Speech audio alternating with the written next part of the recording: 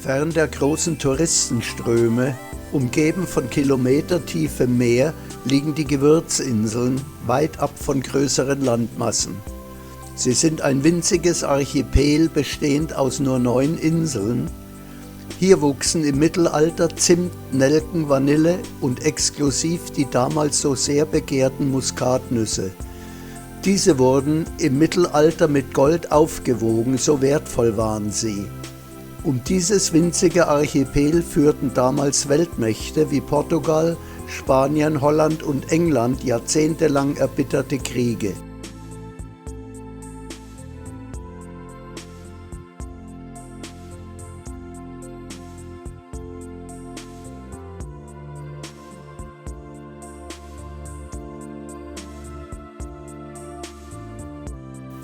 Die Urbevölkerung wurde komplett ausgerottet, weil sie sich den Eroberern nicht unterwerfen wollte, und die Inseln wurden mit Sklaven aus anderen Regionen wieder besiedelt, weil man ja Arbeitskräfte brauchte. Nachdem das Muskatmonopol von den Engländern gebrochen wurde, versanken die Gewürzinseln wieder in Vergessenheit und Armut. Noch heute ticken dort die Uhren langsamer als im Rest der Welt. Geblieben sind wunderschöne Landschaften, eine einfach lebende Bevölkerung und Tauchgründe, die ihresgleichen suchen.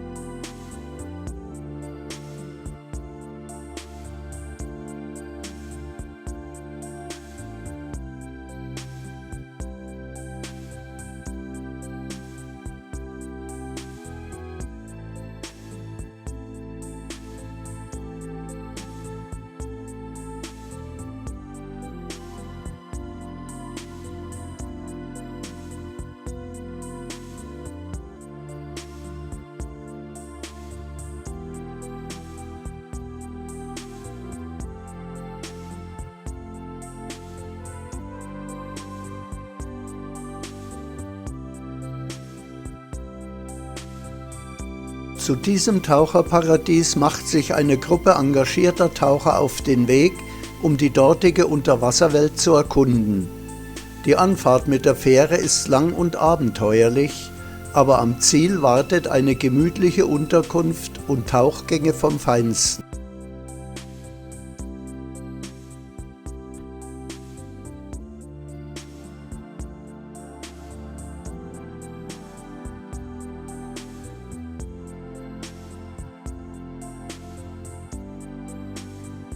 Na dann mal los, zu schroffen Felsküsten, einsamen Stränden und aus unendlicher Tiefe aufsteigenden Atollen.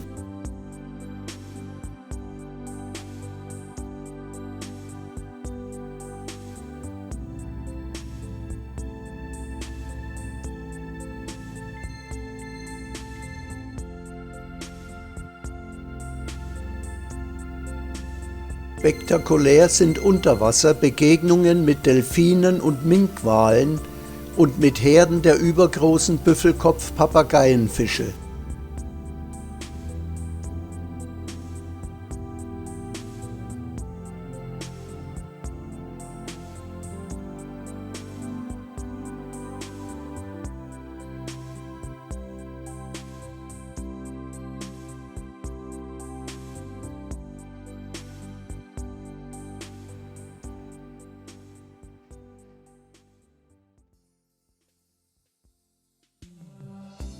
Der Korallenbestand ist sensationell und die Unterwasserlandschaft wechselt von Riffplateaus zu Steilwänden und Höhlen.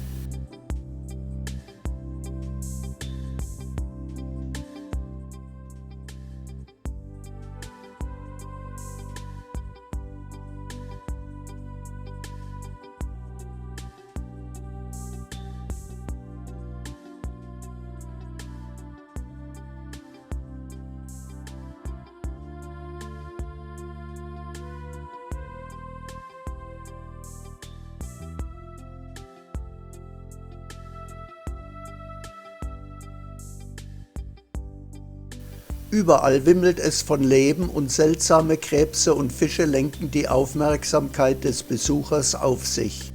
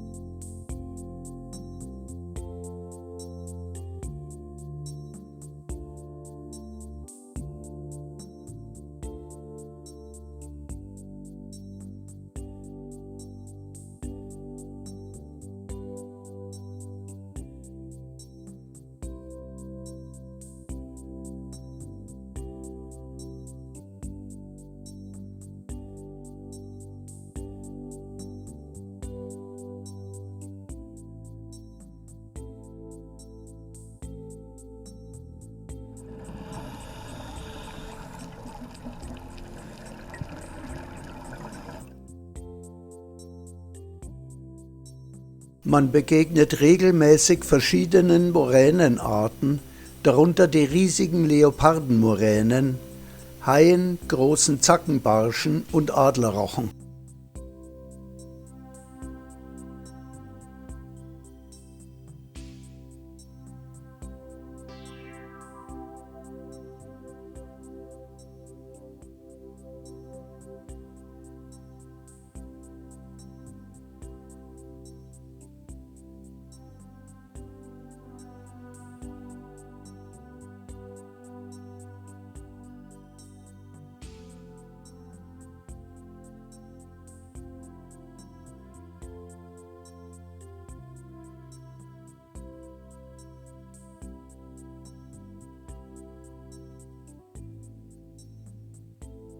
Die Farben- und Artenvielfalt der Meeresbewohner ist überwältigend und überall gibt es Neues zu entdecken.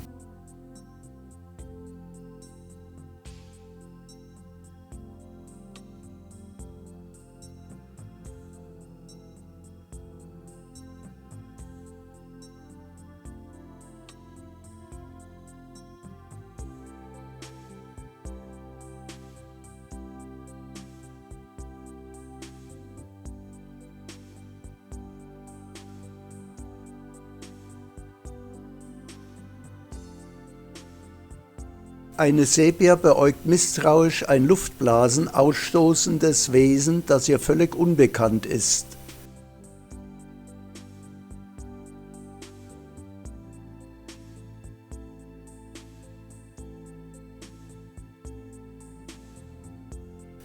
Und manche Schildkröte wundert sich über die seltsamen Besucher aus der Welt über der Meeresoberfläche, geht dann aber kopfschüttelnd weiter ihren Geschäften nach.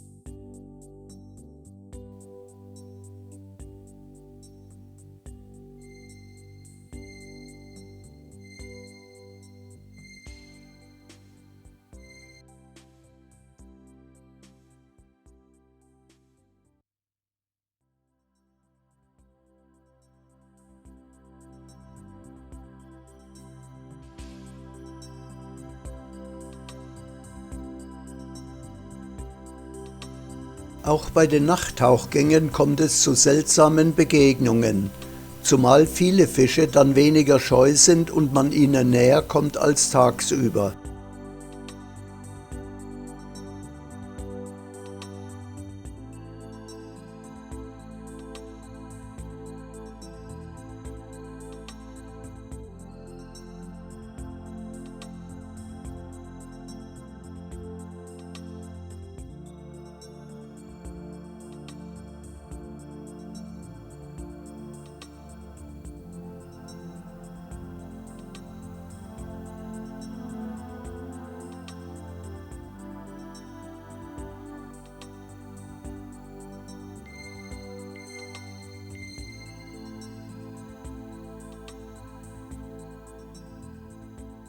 Auch an Land bieten die Inseln viel Interessantes zu sehen. Also machen sich die Abenteurer mit einem Boot auf zu einer Nachbarinsel, um diese über Wasser zu erforschen.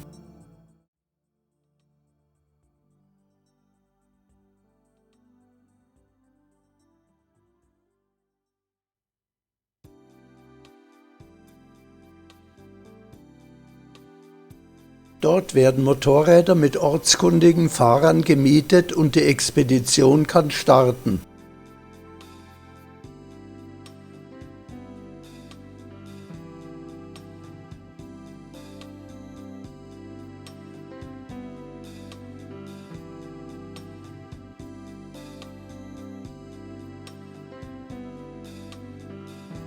Ein Fremdenführer ist auch dabei, der hält bei allen Sehenswürdigkeiten und gibt fachkundige Erklärungen zu Natur, Kultur und Geschichte.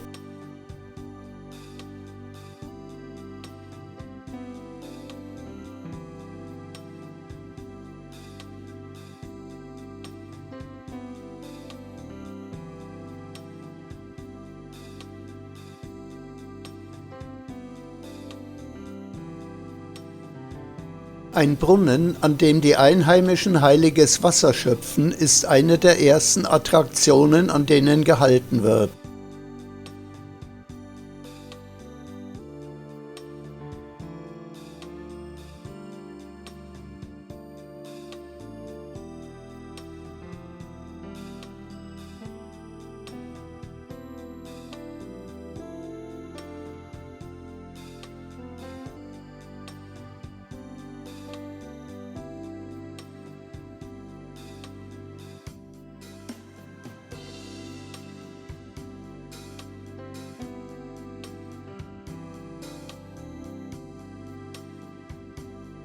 Danach geht es zu Fuß durch eine Gewürzplantage, wo man bei einem Pflanzer Kostproben nehmen kann und vorgeführt bekommt, wie die begehrten Muskatnüsse und Zimt geerntet werden.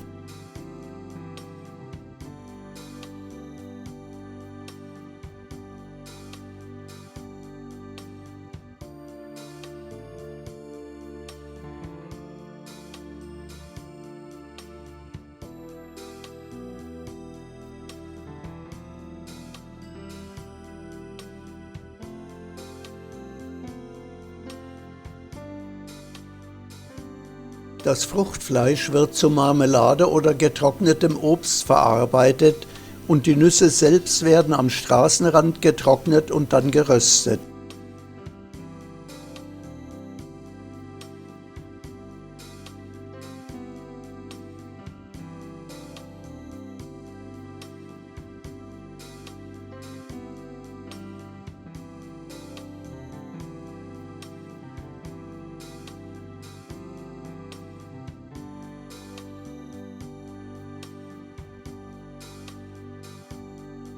Auf der Strecke findet man überall alte Befestigungsanlagen aus der Kolonialzeit an damals strategisch wichtigen Punkten. Dort bieten sich dem Besucher atemberaubend schöne Landschaften zur Betrachtung.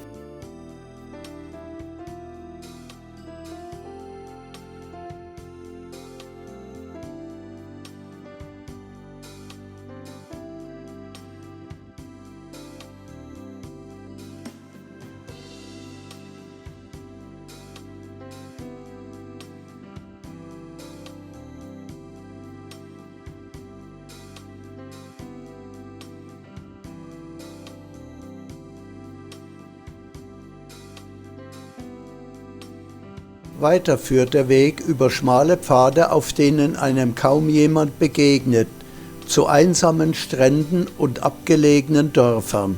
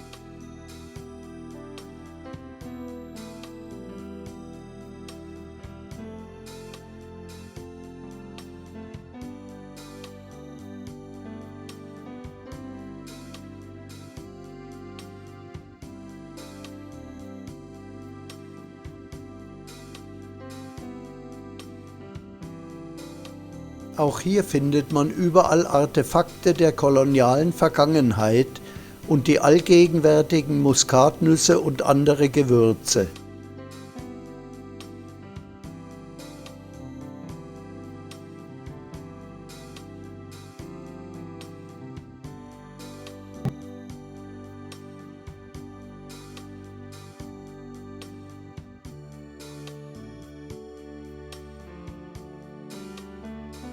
Auch im Ort der Hauptinsel gibt es Interessantes zu sehen. Das meiste Leben dort herrscht in der Nähe des Hafens, wo die großen Fähren anlanden. Es gibt entlang der engen Gassen unzählige kleine Verkaufsstände und Läden. Dort werden Lebensmittel, Obst, Gewürz, Kleidung und das Nötigste für das tägliche Leben verkauft. Viele dieser Verkaufsstellen öffnen nur, wenn eine Fähre ankommt oder abfährt. Ihre Ausstattung ist einfach bis ärmlich, denn die wenigsten Insulaner leben in wohlhabenden Verhältnissen.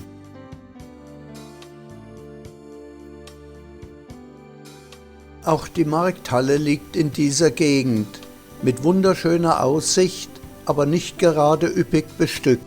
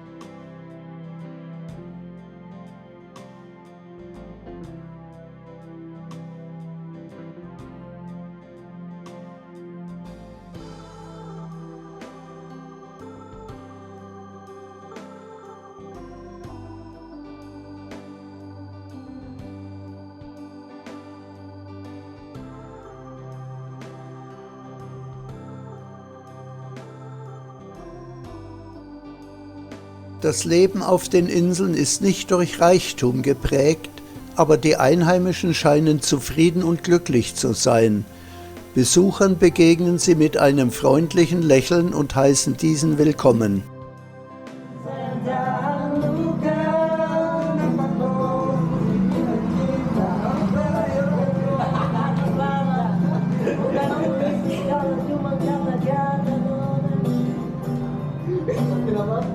Terima kasih.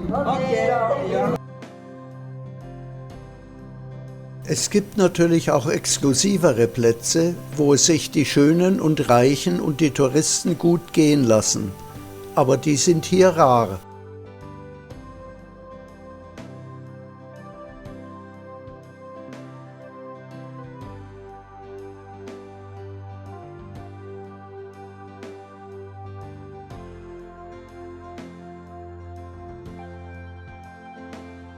Gut besucht von Einheimischen und Besuchern ist die Festung Fort Belgica aus der Kolonialzeit. Von hier aus wurden damals die Lagune und die Haupt- und Nachbarinsel militärisch kontrolliert. Heute ist sie ein beliebtes Ausflugsziel.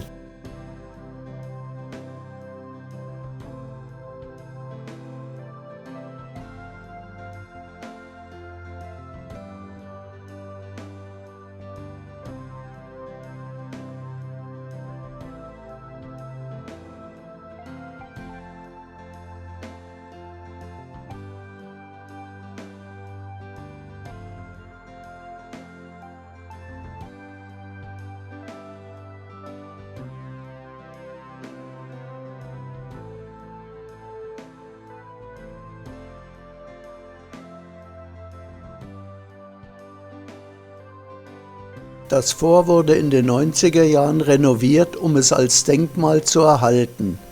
Davor sah es aus wie auf diesem Bild.